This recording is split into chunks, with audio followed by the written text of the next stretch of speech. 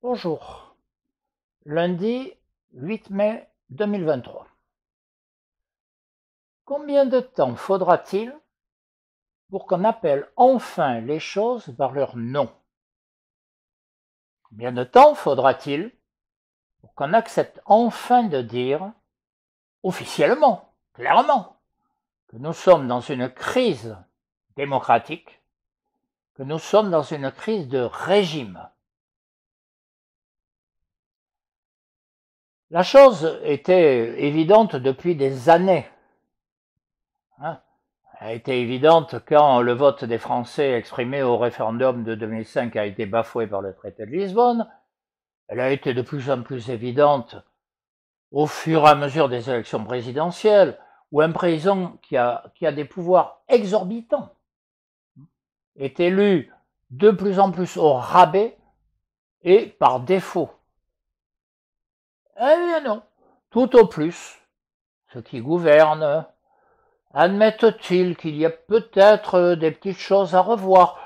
Quelquefois, histoire d'imiter les technocrates européens, ils nous disent qu'il y a un déficit démocratique. Ça ne veut rien dire, mais ça fait sérieux. Et puis ça fait européen.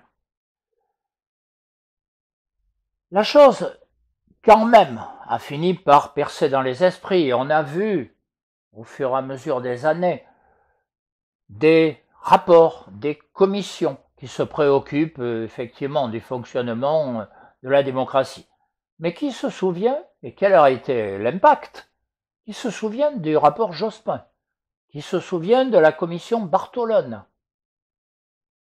Eh bien, on remet ça, on nous dit qu'il va y avoir une commission de l'Assemblée nationale, dirigée par la présidente de la dite Assemblée, pour réfléchir au fonctionnement de la démocratie. Disons les choses plus clairement et acceptons-nous d'appeler les choses par leur nom. Car ce qui s'est passé par la loi retraite a mis en évidence la crise dont je parle. Une loi qui est refusée de façon nette par les citoyens, et qui donc mériterait à minima qu'on leur demande leur avis. Cette loi a été forcée par le biais de toutes les méthodes institutionnelles, le 49.3, un conseil constitutionnel complaisant, etc., etc. Et on nous répond, ben oui, mais on a respecté les institutions. Eh bien, si réellement c'est comme ça qu'on pose la question, ça veut dire qu'il y a un problème des institutions.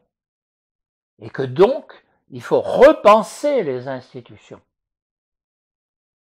Repenser les institutions, pourquoi? Parce que, chose qu'on a beaucoup oubliée, les institutions, c'est d'ailleurs écrit à l'article 3 de la Constitution actuelle, sont un bien public. Et comme tout bien public, ils ont le droit d'être contrôlés, remis en cause, revus par les citoyens.